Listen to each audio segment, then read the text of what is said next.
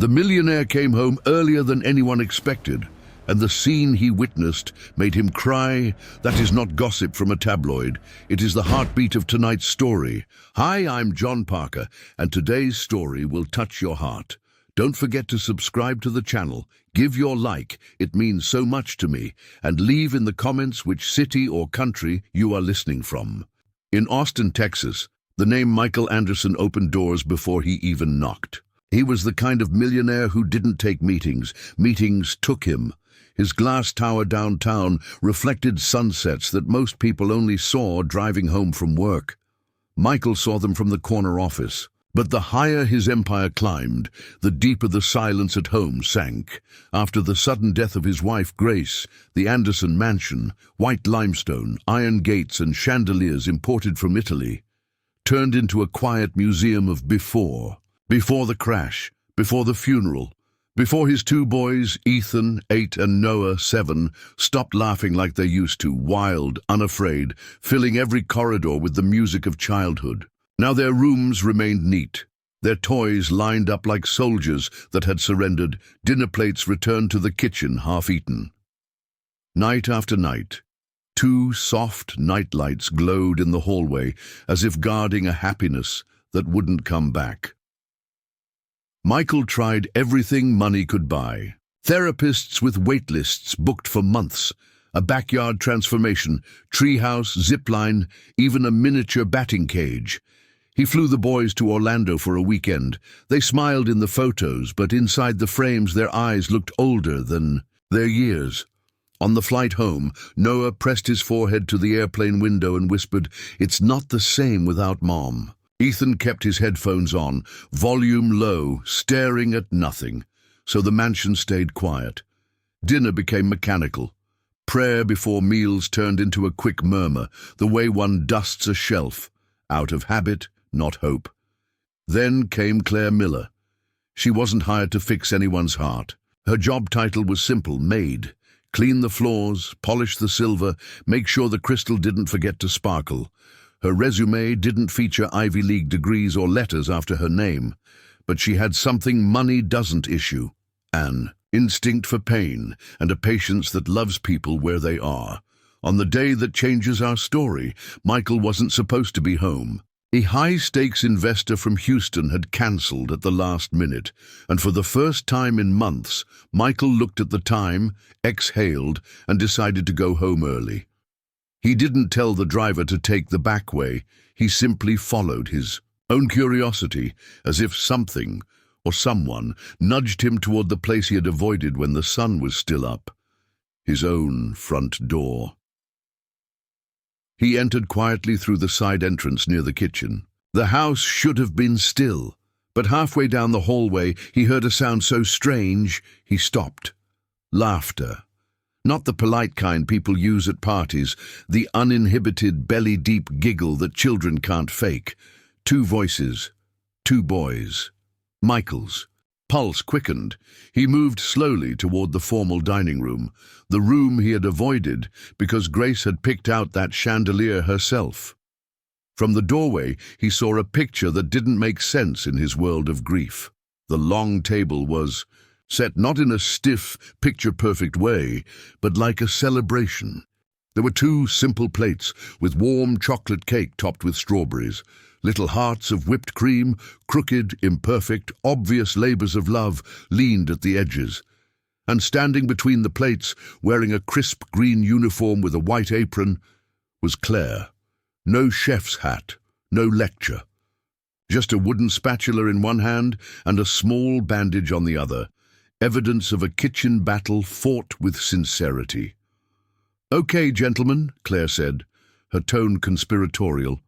"We have 2 slices, 2 forks, and 1 rule. No phones. Only joy allowed at this table." Ethan tried to look serious and failed. Noah was already snickering. "What's the rule if we break the rule?" Ethan asked. Claire wagged the spatula like a judge with a gavel. "Then I add broccoli to the chocolate." Both boys groaned dramatically and then laughed, really laughed. Michael felt something unfamiliar happen in his chest, a gentle break, like ice cracking in spring. He moved closer, unseen behind the doorway. "Before you eat," Claire added, "both of you have to guess the secret ingredient." "Cinnamon," Noah guessed. "Espresso," Ethan asked, surprising her. "Strong guess," she said, impressed. "But no." She leaned in, lowering her voice. "It's patience." The boys blinked. "That's not an ingredient," Noah grinned. "It is if you're cooking for people you love," Claire replied. Noah's giggle faded into something softer. Ethan looked at the cake and then at Claire, as if noticing her for the first time. Not as staff, but as a person. "Mom used to say stuff like that," he murmured. Claire's expression didn't flinch. She nodded gently. "Then you had a very wise mom." Silence hovered, but not the heavy kind, the reverent kind. Then a small miracle. Ethan cut his slice in half and slid the bigger piece toward his brother. "You can have more," he said. Michael bit his lip. He remembered how Grace would always slice her dessert into thirds, for the boys and for Daddy.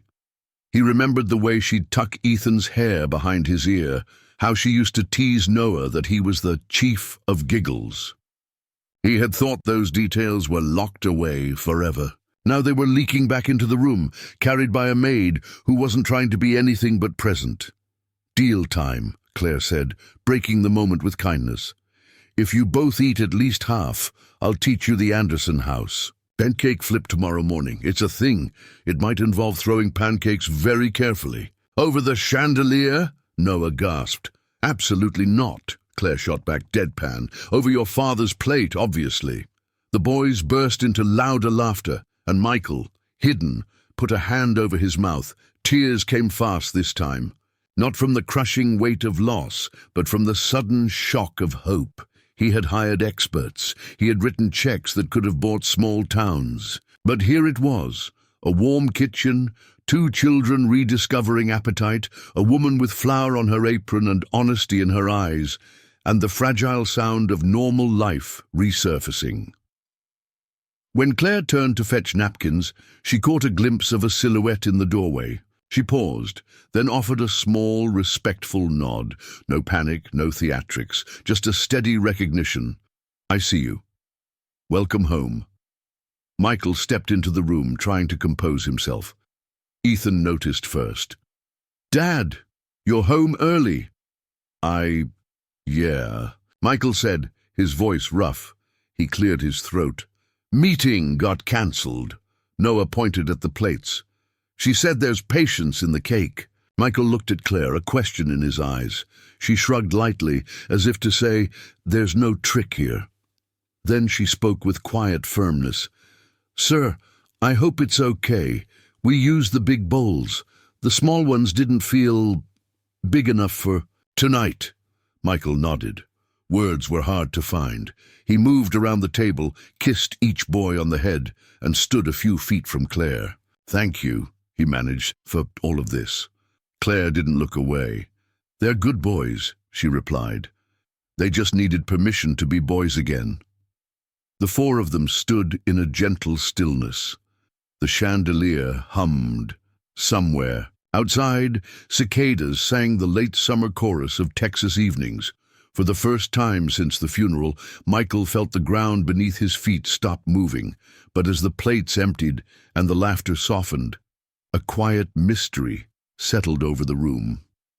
One that Michael couldn't name, but Claire could feel. Because, while she had been hired to dust shelves and fold linens, she had come carrying a private history of her own, one tied to family secrets, a wound she had hidden for years, and a promise she intended to keep no matter the cost.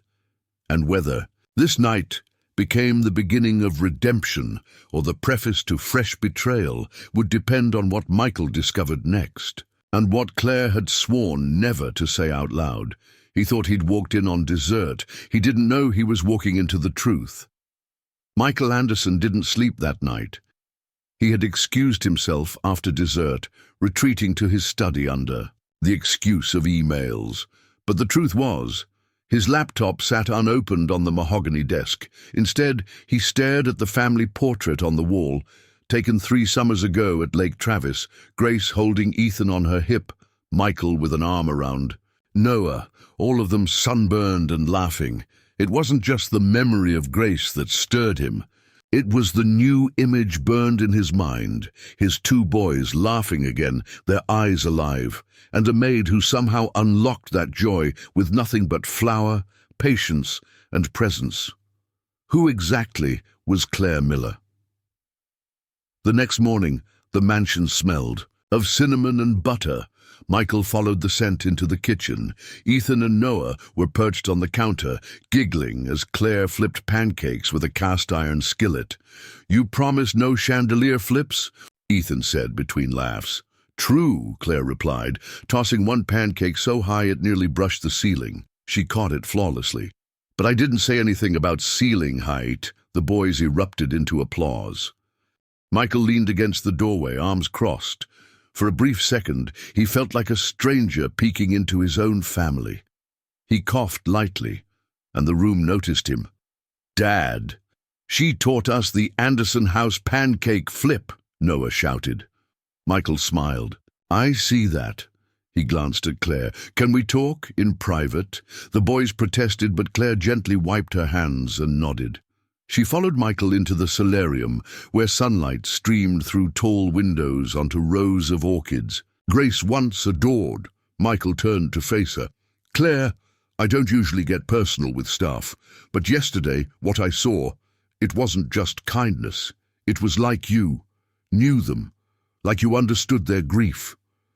Claire hesitated, her posture steady but her eyes betraying something. "Children don't need perfection, Mr. Anderson. They need presence. They need to know someone's listening." "That's not what I'm asking," Michael pressed. "You're not just a maid, are you?" For a long moment, silence filled the room.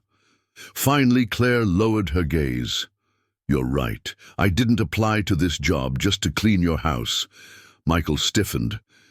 "Then why did you?" The secret began unraveling. Claire grew up 2 towns over in Waco, Texas. Her childhood was far from easy. Her father, a mechanic, had walked out when she was 8. Her mother worked night shifts in a diner, leaving Claire to raise her younger sister, Emily. School was a battlefield of whispers about poverty. Meals often came from church pantries. But in those cracks of hardship, Claire learned something: resilience. And then, one fateful day, her life crossed paths with Grace Anderson. Grace wasn't just Michael's wife. She was also a volunteer at a community center in Waco. She had met Claire as a teenager, skinny, determined, scribbling poems in the margins of her textbooks. Grace had taken notice. She offered mentorship, guidance, and a kindness Claire had never known from anyone outside her family. "She believed in me when no one else did," Claire said softly, her voice trembling as memory brushed against the present. "She helped me apply for scholarships. She taught me to cook one summer, said it would help me bond with people. She even gave me money once for books and told me not to tell anyone." Michael's eyes widened. "Grace never mentioned you." "She wouldn't," Claire admitted. "She didn't help people for recognition. She helped because that's who she was." Tears blurred Michael's vision. He could hear Grace's voice in his memory, always reminding him that true wealth was measured in generosity, not bank accounts. "So when I heard she had passed," Claire continued, "I couldn't stay away. I didn't come here because I needed a paycheck. I came because I owed her. I wanted to give something back, to her children, to her memory." Michael struggled to speak. "And you never thought to tell me this when you applied?" Claire shook her head. "Would you have hired me if I had?" The truth hit hard. Probably not. The revelation explained her tenderness, her uncanny ability to know what Ethan and Noah needed. But beneath her words, Michael sensed more. Her eyes carried a heaviness not yet spoken, as though the mentorship with Grace wasn't the only connection binding her to this family. He pressed gently. "Claire, is there more?" She froze. For a moment, Her breathing quickened, her hands tightening around the apron strings, but then she steadied herself. "There are things I can't say yet, not until the right time." "Why?" Michael asked, his voice both stern and pleading. "Because once you hear them," she whispered, "nothing will ever be the same in this house again." Michael studied her, torn between suspicion and gratitude. On one hand, she had given his boys laughter. On the other, she carried secrets that could alter their fragile world. Before he could press further, Ethan and Noah burst into the solarium, faces glowing with syrup and sunshine. "Dad! Claire said we can all go to the park today," Ethan exclaimed. Michael blinked, caught between the innocence of his sons and the storm brewing in Claire's silence. "The park?" he repeated. "Yes," Claire said, regaining her composure. "Children need sunlight more than chandeliers. If that's okay with you."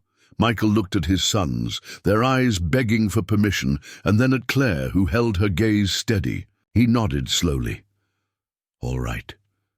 The park it is."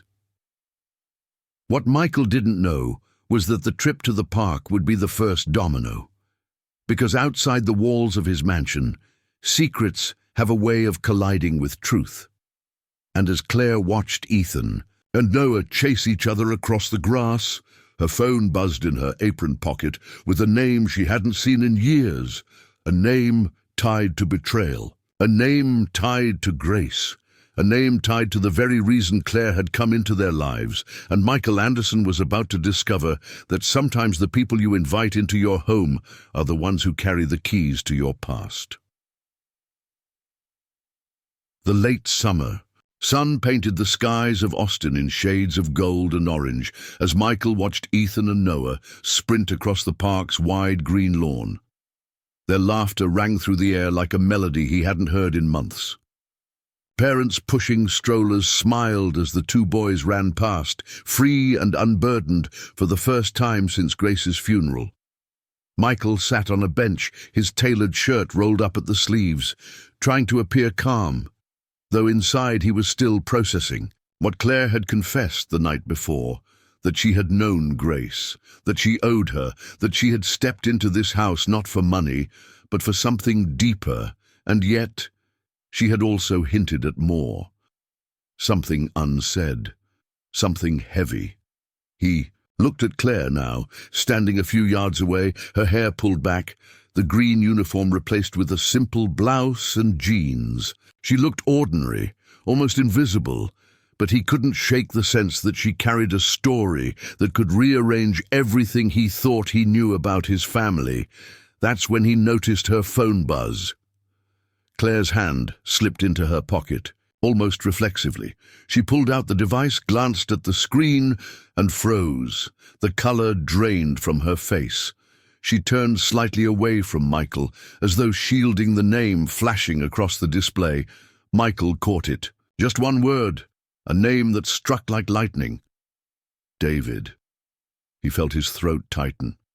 David, Grace's estranged brother. The man Michael had cut out of their lives years ago after a bitter fight involving stolen money, betrayal, and accusations no one could prove. Grace had begged for reconciliation, but Michael had refused. To him, David was poison, and now his name was on her phone. Claire declined the call, shoving the phone back into her pocket, but Michael had already seen too much.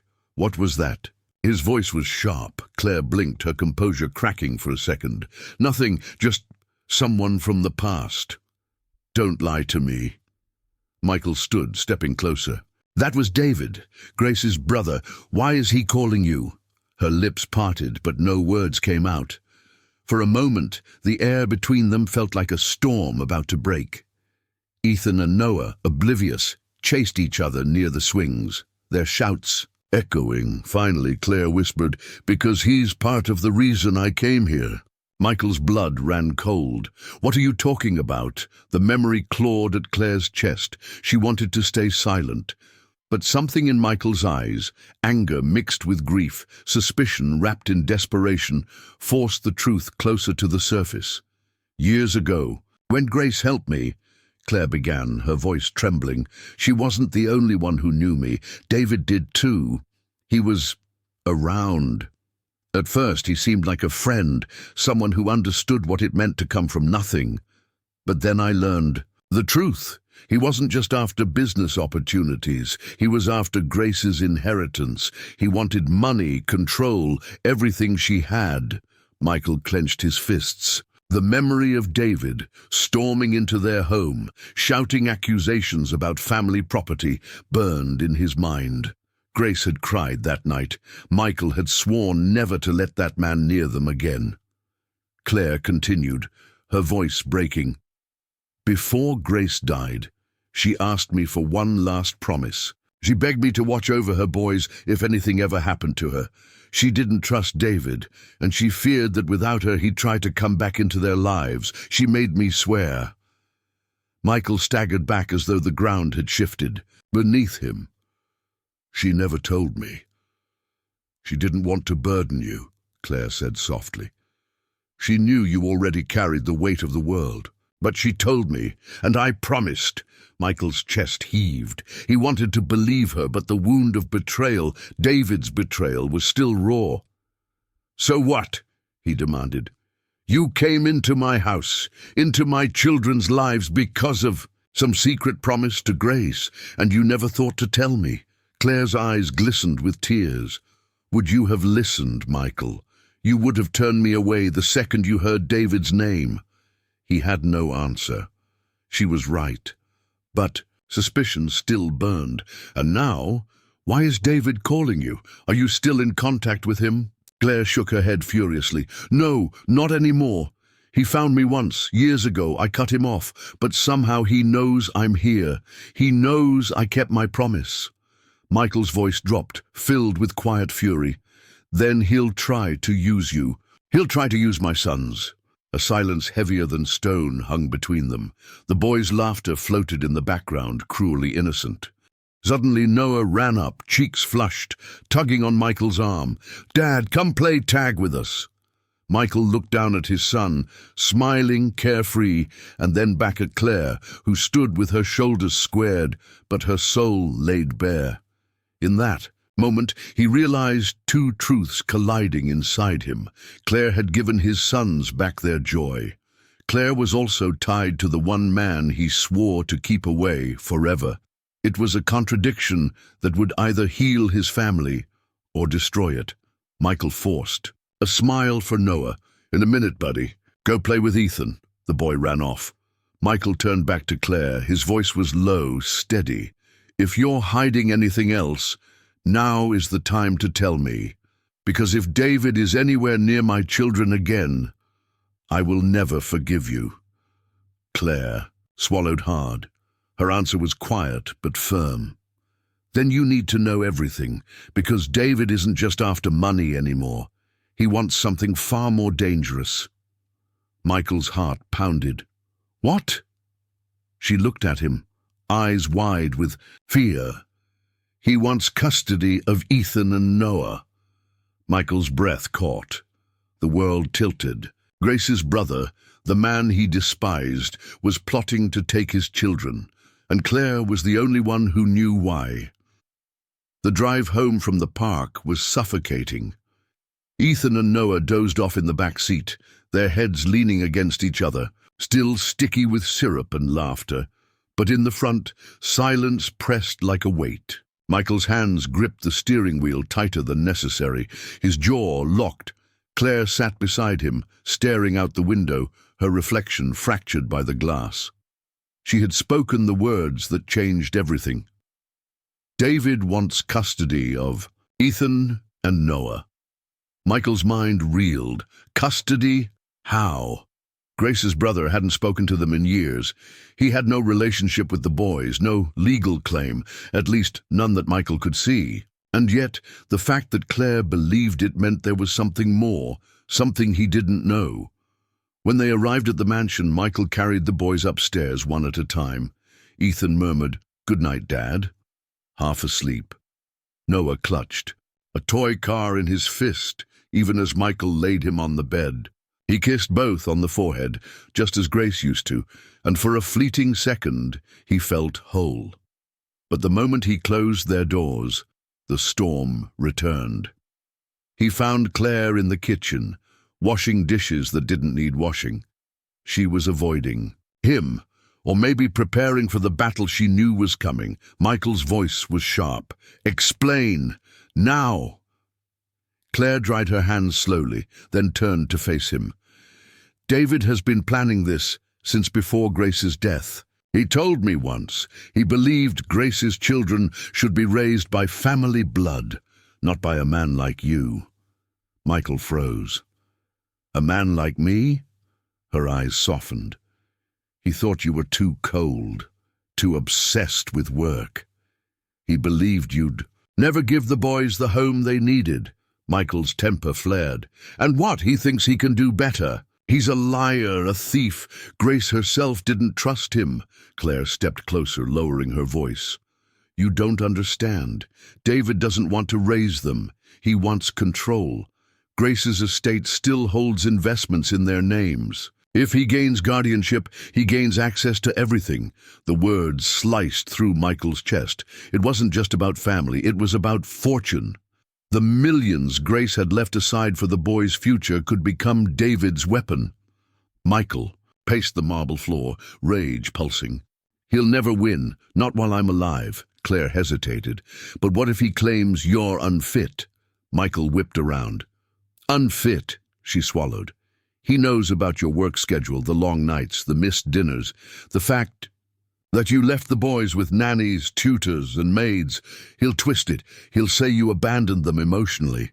Michael's chest tightened. He remembered the board meetings that stretched past midnight, the weekends lost to conferences, the birthdays he had tried to fix with extravagant gifts. Was David right? Had he failed them? He shook the thought away. No court would believe him. Claire's gaze didn't falter. "David is persuasive, and he's ruthless. If he already knows I'm here, he's watching. He'll use anything, any weakness, any rumor, any mistake, to take them." The mansion felt suddenly smaller, as though its walls were closing in. Michael poured himself a glass of whiskey, his hands trembling. "So what do you expect me to do, Claire? Trust you? You, who came into my house with secrets. You, who answered calls from the very man threatening. My family?" Her voice cracked. "I cut him off years ago, I swear it. But Grace made me promise to protect the boys. That's why I'm here. Whether you trust me or not, I will keep that promise." Michael stared at her, torn between fury and gratitude. Her sincerity was undeniable, but so was the shadow of betrayal, hovering behind her. He set the glass down hard on the counter. "If you're lying, if this is some game, you'll regret ever stepping foot in this house." Claire's chin lifted. "And if I'm telling the truth, you'll regret not listening sooner." That night, Michael lay awake, his mind racing. Every creak of the mansion made him wonder if David was already inside, lurking in the shadows. Every silence from his phone made him wonder if lawyers were already drafting papers. At 2 a.m., a soft knock came at his study door. It was Ethan, clutching his toy car. "Dad?" Michael knelt beside him. "What is it, buddy?" "I had a bad dream," Ethan whispered. "Uncle David was in it. He said Mommy wanted us to live with him." Michael's blood ran cold. "Who told you that?" Ethan shook his head. "Nobody. It was just a dream." But Michael knew better. Dreams don't invent names children barely remember. Someone was planting seeds. He tucked Ethan back into bed, kissed his forehead and whispered, "No one is ever taking you away from me, ever." But as he closed the door, he caught sight of Claire at the end of the hallway, her face pale, her phone glowing in her hand. The screen lit up again. The name repeated, David. And this time she answered. Claire's hands trembled as she lifted the phone to her ear. She had resisted answering before, but tonight, after Ethan's nightmare, she knew she couldn't ignore it anymore. "Hello?" she whispered, stepping into the dim corridor so as not to wake the boys. For a moment, only silence, then a low, deliberate voice, calm, but with an undercurrent of menace. "Claire, took you long enough." Her breath caught. It was him. "David, you shouldn't be calling me," she hissed, her eyes darting toward Michael's study door down the hall. "This has to stop," David chuckled softly. "Stop? Claire, don't play innocent. You think I don't know why you're in that house? Grace made you promise, didn't she? To watch over the boys, to keep them safe from me." Claire's grip on the phone tightened. "She was right not to trust you." "And yet here we are," David replied, his tone sharpening. "You've walked right into my plan. Do you really think you can protect them from me? From the truth?" Her chest tightened. "What truth?" David paused, savoring the moment. "The truth Grace never told Michael, about the inheritance, about what she signed before she died." Claire's stomach dropped. She remembered the night Grace had looked at her with tear-streaked cheeks and trembling hands, pressing a sealed envelope into her palms. "If anything happens to me, Claire, promise me you'll protect the boys." "You're lying," she spat. "Am I?" David sneered. "Grace was desperate. She made mistakes, and now those mistakes give me leverage, legal leverage." Michael's voice cut through the silence like a blade. "Who are you talking to?" Claire spun around, her heart lurching. Michael stood at the end of the hallway, his face hard, eyes like stone. He had heard enough. She tried to end the call, but David's voice exploded through the speaker before she could move. "Michael! Still the control freak, I see. Did you know your precious wife left papers behind that put her boy's future in?" "My hands?" Michael's face drained of color. "You bastard!" But David wasn't finished. "Don't bother fighting me in court, Michael. I've got witnesses. I've got signatures. And soon enough, I'll have Ethan and Noah. You can either cooperate or watch the system tear you apart." The line went dead.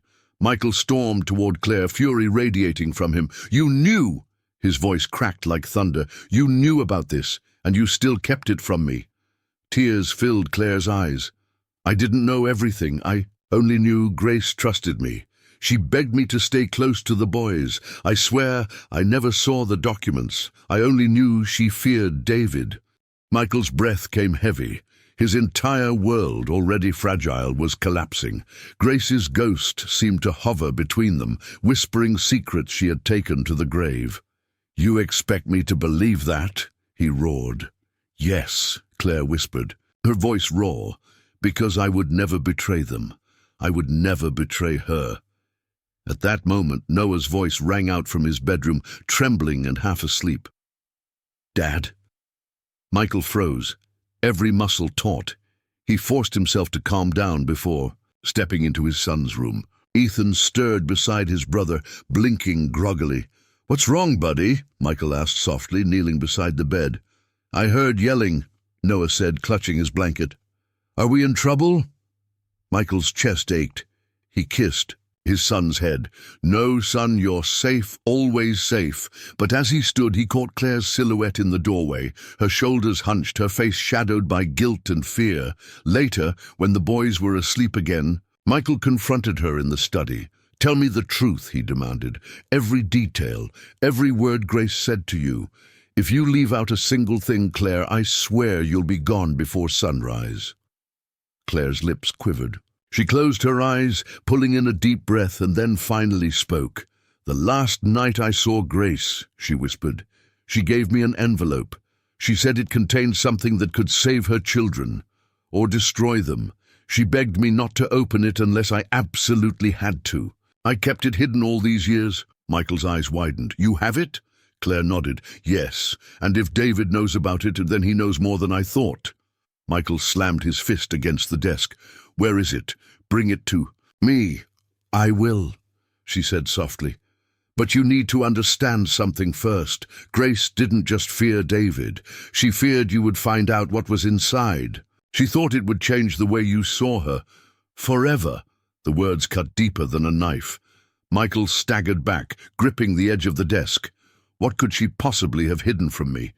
Claire's eyes glistened as she whispered, The words Grace had once told her, the secret that will decide who truly deserves to raise Ethan and Noah. The room seemed to tilt around Michael as Claire's words echoed in the air. The secret that will decide who truly deserves to raise Ethan and Noah. For a long moment, neither of them moved.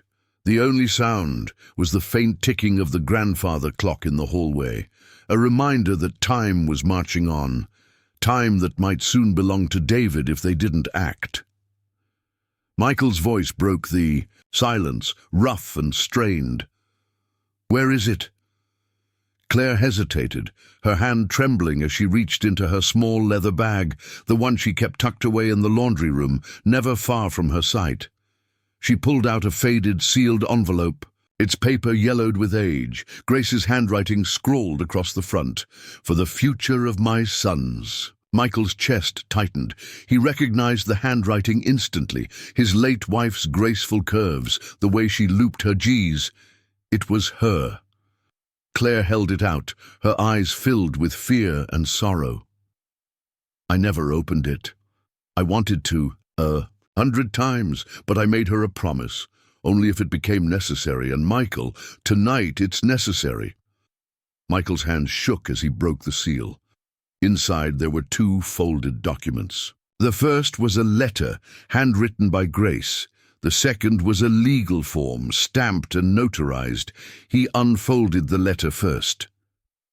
"My love, if you are reading this, it means I am gone. Please forgive me for keeping this from you, but I feared it would only bring more conflict while I was alive. The truth is this: David knows things about my past that I could never tell you, and he threatened me with them. I signed papers I never wanted to sign, only to protect our boys in ways I thought were right at the time. If I failed you, forgive me. Please remember, Michael, you are the father they need. Do not let anyone take them from you. Claire knows. My heart, trust her, even if you cannot trust me anymore." Michael's throat tightened. His hands trembled so violently the letter almost slipped from his grip. "Grace," he whispered, his voice breaking. He turned to the second document. His blood ran cold. It was a guardianship clause, signed by Grace 2 months before her death. The papers stated that if Michael were deemed unfit to care for the children, custody would pass not to the courts, not to distant relatives, but directly to David Collins, her brother. Michael staggered back as if struck. No, this can't be real." Claire's voice was soft but firm. "It is. That's what David meant when he said he had leverage." Michael dropped into the leather chair, burying his face in his hands. "She didn't trust me. My own wife didn't trust me." Tears burned in his eyes, memories of Grace flooding him. Their first dance at their wedding, her hand on his cheek when Ethan was born, her laughter echoing in the lake house. Could all of that have been a lie? "No," Claire said quickly, kneeling before him. "Don't twist this. She trusted you more than anyone. She wrote it in the letter. She only signed those papers because David blackmailed her. She was cornered. Grace wasn't protecting him. She was protecting you." Michael looked at her, his face etched with anguish. "How can I believe that? How can I know she didn't lose faith in me?" Claire's eyes glistened.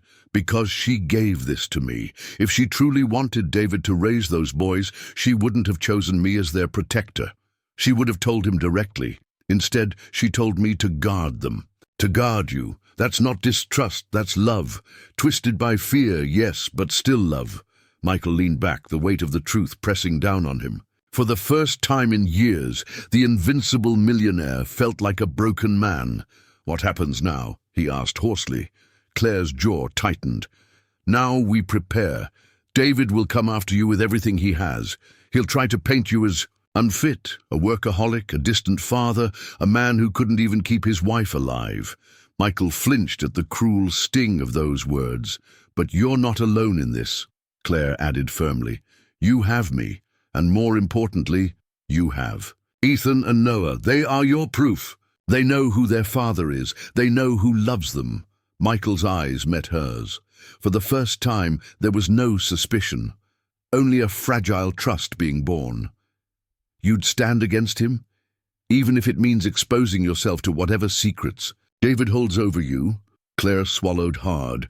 I already chose my side the night Grace handed me that envelope.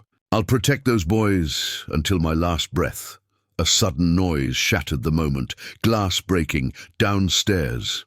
Michael shot to his feet. He grabbed the letter and document, stuffing them back into the envelope and locking it in his desk drawer. Then he moved quickly to the door, his instincts on high alert. "Stay with the boys," he whispered to Claire. But before she could answer, a voice floated up from the foyer below. Calm, confident, too familiar. "Michael, long time no see." It was him, David Collins. He wasn't waiting for courts. He wasn't waiting for lawyers. He had come to the mansion himself. Michael's pulse roared in his ears. His sons slept upstairs. Claire stood behind him, her face pale, and the man who threatened to take everything from him was already inside his house. Michael's footsteps echoed down the marble staircase, each step heavier than the last. His chest tightened as he reached the bottom and saw him, David Collins, standing boldly in the foyer as if he owned the mansion. His suit was expensive but worn at the edges, his smile thin and sharp like a blade. Michael's voice cut through the air. "How did you get in here?" David glanced at the shattered side window, smirking. "You should invest in better security, brother-in-law. For a man worth billions, you leave your fortress vulnerable." "Don't call me that," Michael snapped, his fists clenched at his sides. "You lost the right to be part of this family the day you tried to steal from Grace." David chuckled, stepping forward unbothered by Michael's rage. "Steal? No, Michael, I was reclaiming what was mine. My father's estate was supposed to be split. Grace got everything, and I was left with scraps. But she promised me she'd fix it one day. She promised me she'd make it right, and now," he spread his arms wide, "now that she's gone, I intend to collect." Michael's blood boiled. "Collect? From my children?" "They're my blood," David hissed, his tone hardening. "And according to the documents she signed, if you're unfit, they're mine to raise. It's all legal, ironclad. You can't." "Stop it!" a voice echoed from the staircase. "That's not true!" Both men turned. Claire stood halfway up, her face pale but resolute. In her hand, she held the sealed envelope Michael had locked in his drawer, its edges now crumpled from her grip. "You only tell half the story, David," she said firmly. "Grace gave you those signatures under duress, and she gave me this because she knew you'd twist the truth." David's eyes narrowed, venom flashing. "Ah, Claire, the little charity case Grace plucked from the gutter. I wondered when you'd crawl back into the picture." Michael stiffened. He glanced between them. "You knew him?" Claire's jaw tightened. "Yes, I told you. He was around when I was younger. Grace tried to help him too, but all he ever wanted was her money." David laughed coldly. "And what? Do you want Claire? Don't tell me this is about loyalty. You've been hiding her secrets all along. Maybe you're angling for a slice of the pie too." "I want nothing," Claire shot back. Her voice cracked, but her resolve didn't. "All I want is to protect Ethan and Noah, something you're incapable of understanding." The tension snapped. Michael stepped forward, his voice thunderous. "Get out of my house, David, tonight, or I'll have you arrested." David smirked, unfazed. "Arrested for visiting my family, for claiming what's rightfully mine. Do you really think a judge will side with a workaholic billionaire who leaves his kids to be raised by strangers?" Michael's stomach twisted. David was hitting where it hurt most. "You don't scare me," Michael growled. "You should," David whispered, leaning closer, "because I'm not leaving empty-handed. If it's not tonight, it'll be through the courts. And when the truth about Grace comes out, the world will see you for what you are, a failure of a husband and an unfit father." Claire's voice sliced the air. "Enough!"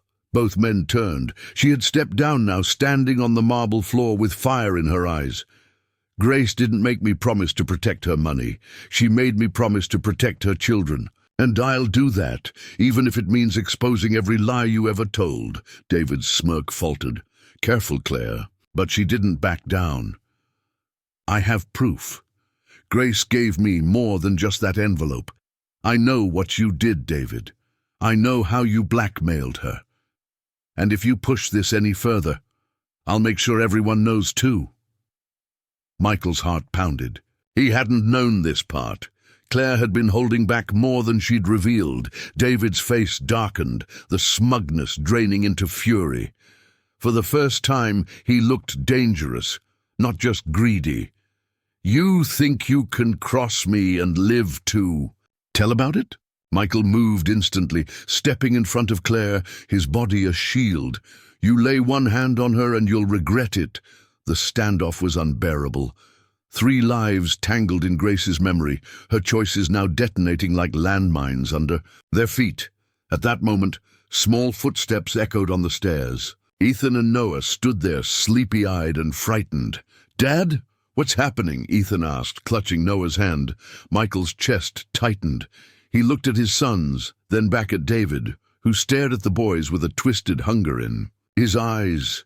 "That's what this is about," Michael said, his voice trembling with both rage and love. "You see 2 children. I see my whole world. And I'll fight you with everything I have." David sneered, stepping back toward the door. "We'll see about that. Enjoy your little victory tonight, Michael. But this isn't over. I'll be back, with lawyers, with proof, with everything I need to take what's mine." He yanked the door open, the night air rushing in, and disappeared into the darkness. The mansion fell into silence, broken only by the sound of Ethan and Noah running down the stairs into their father's arms. Michael hugged them tightly, tears burning his eyes. Claire stood nearby, her face pale, her fists clenched around the envelope. She knew the battle was only beginning.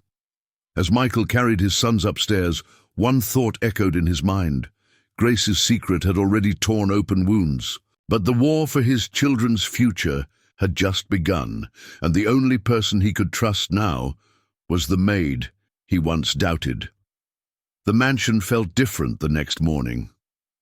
The boys woke early, but their usual chatter was subdued, as though they, too, had sensed the shadow that now hung over their home. Michael sat at the head of the long dining table, his untouched coffee growing cold, while Ethan and Noah pushed cereal around their bowls. Claire hovered by the counter, her presence steady but heavy with unspoken tension. The night before, David had stormed into their home like a ghost from the past, leaving behind only threats and fear. Michael knew one thing for certain. David wasn't bluffing. He would return, this time with lawyers, documents, and the venom of someone who had nothing left to lose. Michael cleared his throat. "Boys, after school today we're going to talk about family, about Uncle David." Ethan frowned. "He scares me, Dad." Michael reached over, squeezing his son's hand. "Then you don't need to worry. I'll make sure he never comes near you again." Across the table, Claire watched with quiet resolve. She had made a promise to Grace, and now that promise was her armor. After dropping the boys off, Michael drove straight to downtown Austin, to the glass tower of Harrison and Bloom LLP, one of the most ruthless law firms in Texas. His friend Richard Bloom owed him favors from past deals. "Michael," Richard said, leaning back in his leather chair, "I've heard whispers. David Collins has already filed preliminary motions. He's claiming guardianship rights based on those papers Grace signed." Michael's jaw tightened. "They were forced. Blackmail." "I'll prove it." Richard tapped his pen. "That's the problem. Without evidence, it's your word against his. And the courts love the idea of family ties. His lawyers will paint you as absent, too consumed by business to raise your boys. They'll parade your wealth as proof you use money instead of love." Michael slammed his fist against the desk. "That's a lie." Richard's tone softened. "I know, but perception matters more than truth in family court." He paused. If there's anyone who can testify to Grace's intentions, now is the time to bring them forward. Michael's thoughts immediately turned to Claire. Back at the mansion, Claire searched through her bag again. There were more than just the envelope. Grace had given her a small leather journal, pages filled with scattered thoughts, recipes, prayers, and secrets. One entry stopped her cold. David knows. He threatened me with the past. I signed the papers to buy time, but my heart belongs to Michael. If anyone ever doubts, let Claire remind them. He is the father I chose for our children, and the man I love until the end. Claire pressed the journal to her chest, tears streaking down her face. She had been silent for so long, afraid to overstep, afraid to break her promise. But now she knew this was the weapon Grace had left behind, not money, not signatures, but truth. That evening, Michael returned, his face lined with exhaustion. Claire met him in the study. "I found something," she said quietly, handing him the journal. Michael's hands trembled as he flipped through the pages. Grace's words leapt off the paper, pulling him back into her voice, her presence. He stopped at the entry Claire had marked, reading it twice before sinking into the chair. "She still loved me," he whispered. "Even after signing those papers, she still—" His voice broke. Claire placed a gentle hand on his shoulder. "She never stopped. She just didn't know how to protect everyone at once." Michael closed the journal, determination burning in his eyes. "Then this goes to court. We'll show them. We'll show the truth." But Claire hesitated. "Michael, there's something else. Something Grace never told you. And I think David will use it against you if I don't tell you first." Michael looked up sharply. "What is it?" Claire swallowed hard. "Before she met you, Grace, she made mistakes. She was young, scared, and desperate to help her family. David knows details. About debts, about things she signed. If he spins it, he'll make her look reckless. And by extension, he'll make you look like the man who failed to protect her."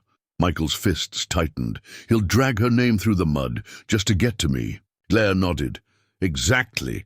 That's why we need to be ready for every angle, not just legally, but emotionally. Ethan and Noah will hear things, lies, things no child should hear about their mother, and you'll need to help them hold on to the truth."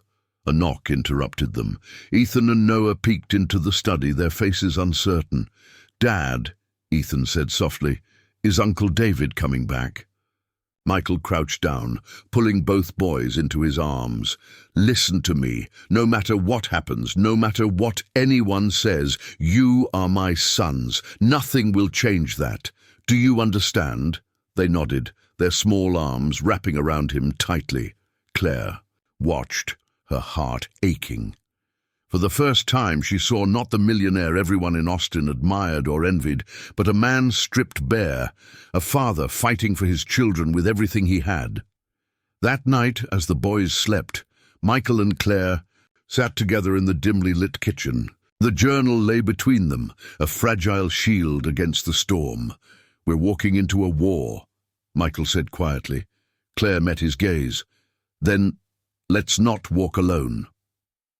For a moment the air between them shifted, not just with alliance, but with something deeper, something neither dared name yet, but whatever it was, it would be tested. Because outside those mansion walls, David Collins was already preparing his next move, one that would shatter not just their case, but the very foundation of Grace's memory.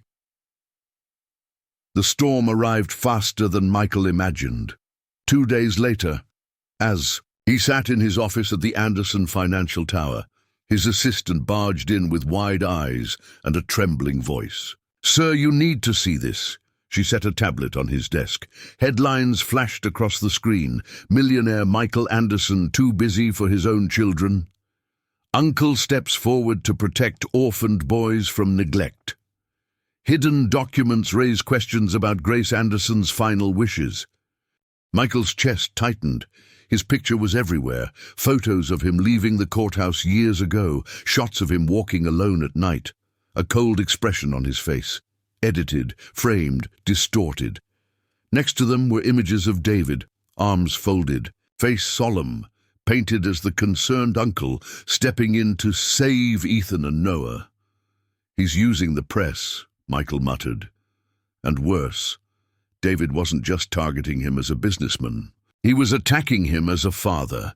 At the mansion, Claire watched the same headlines unfold on the living room television. Ethan and Noah sat on the couch, their young faces clouded with confusion as reporters spoke their father's name.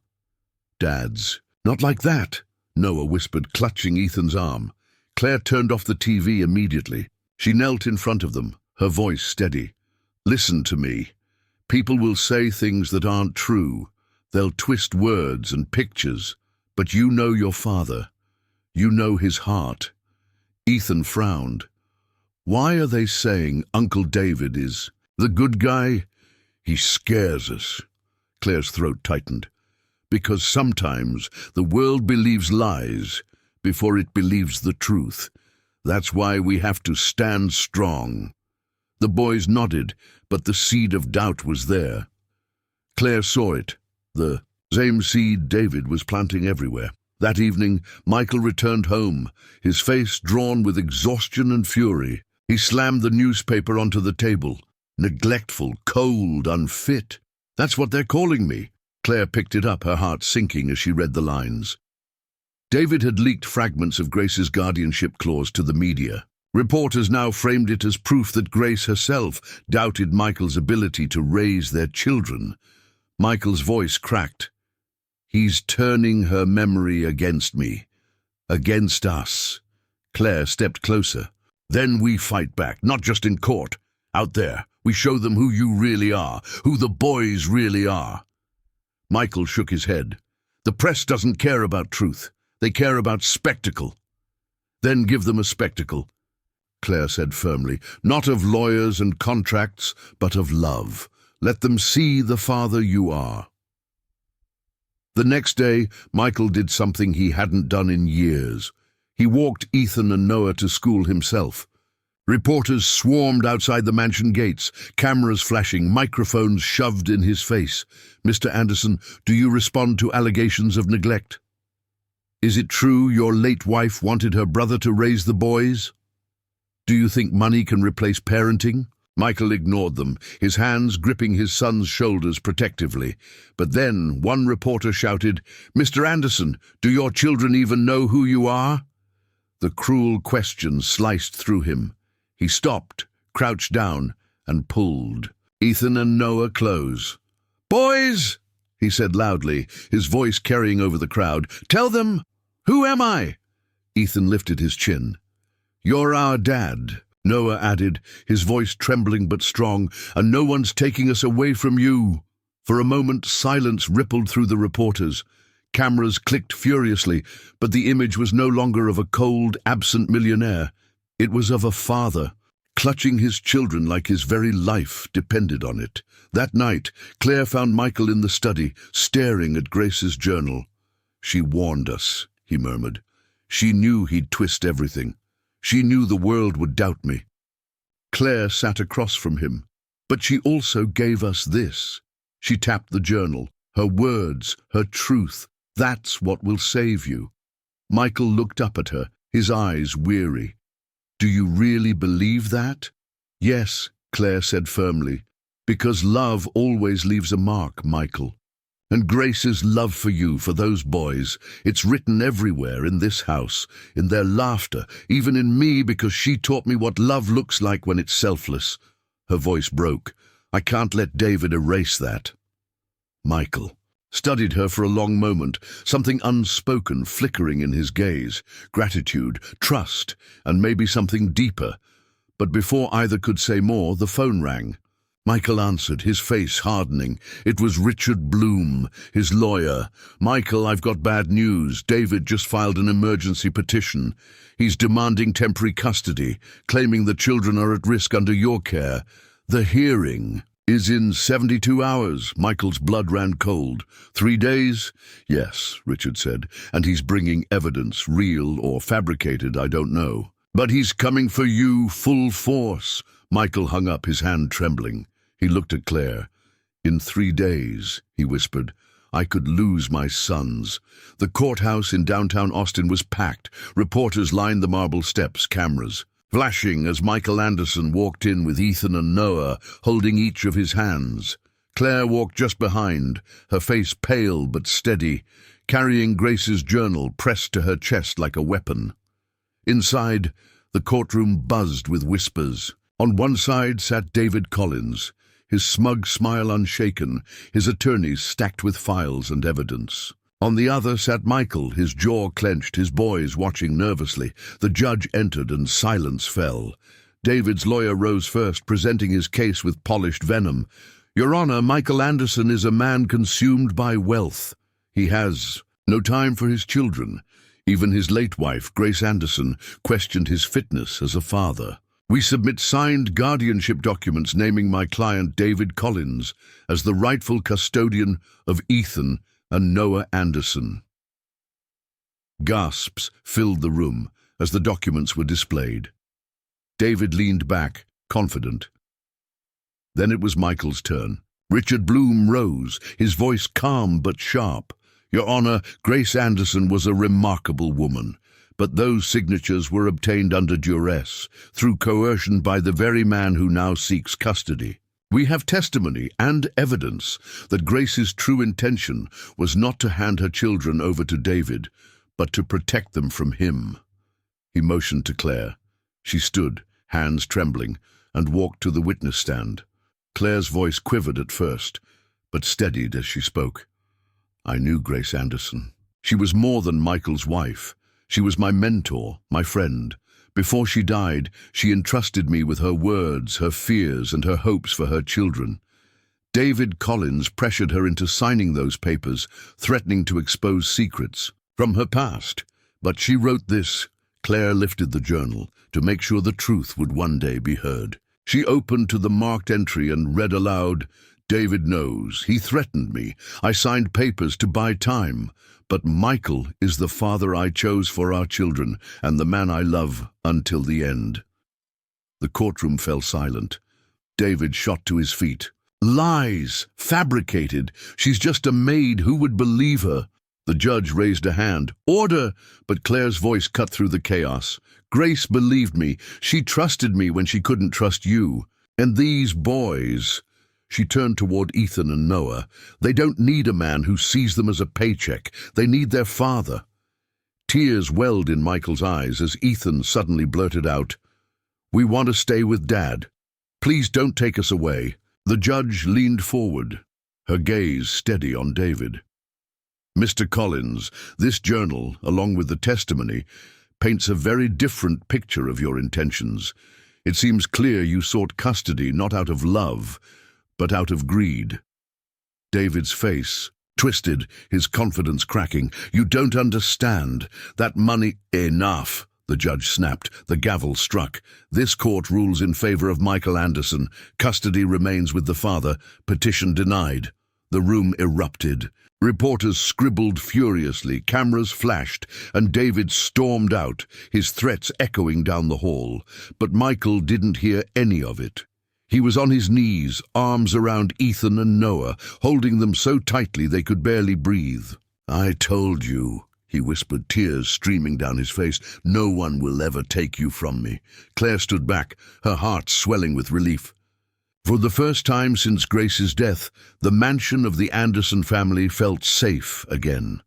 That evening, back at the house, Michael gathered everyone in the living room. The fire crackled, shadows dancing against the walls.